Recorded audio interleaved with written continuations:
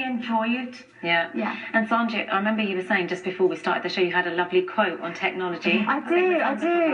It's the quote's by Jay Shetty. He's a motivational philosopher for Huffington Post. He actually stated, "Isn't it phenomenal how the same technology that brings us close to those who are far away takes us far away from those people that are actually close to us?" Yes.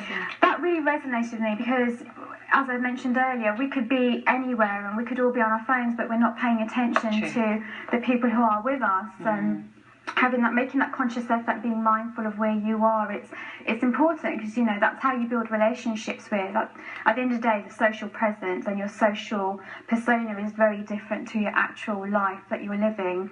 And I think people get so caught up in a day-to-day basis on their social persona as opposed to where they really are and who they're really with, that they forget to actually build those loving relationships and understanding and respect for the people that are around them. And I think, you know, ek ਹੋਰ ਵੱਡੀ ਗੱਲ ਵੀ ਹੈਗੀ ਆ ਜਿੱਦਾਂ like ਅੱਜ ਸਾਨੂੰ probably ਪਤਾ ਮਾਂ ਪਿਓ ਸਾਡੇ ਜਿਹੜੇ ਹੈਗੇ that ਬੱਚੇ ਸੋਚਦੇ ਆ they know more than their parents. And so going to you, Sarnjit, how do you are you one of them? I know I can be one of them sometimes.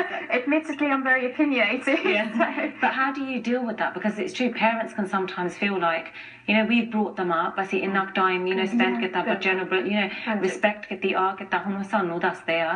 So how do you deal with that in yours? I think there's like a generation shift. I was thinking about this on the way actually in the car. There's been a generation shift where people nowadays, and especially young people and adults, are empowered and we're more liberated with our opinions and we're more open to express them. And I suppose the level of education that we have, it's kind of given us that grounding to be able to voice ourselves and feel like we have more responsibility as opposed to, I guess, maybe in the older generations had when they were younger.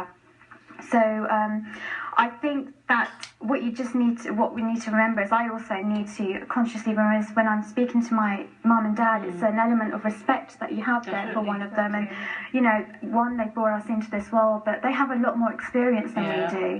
And, you know, they'll always be there to guide us. And it can be seen as dictatorial and, you know, they're kind of forcing us to do stuff. And that's, I guess, how the younger generation see it when they're being told no, or you can't do this. But what they're actually doing is, you know, they're saying it for our own good.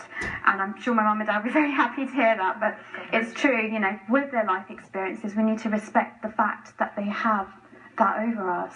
And Anita,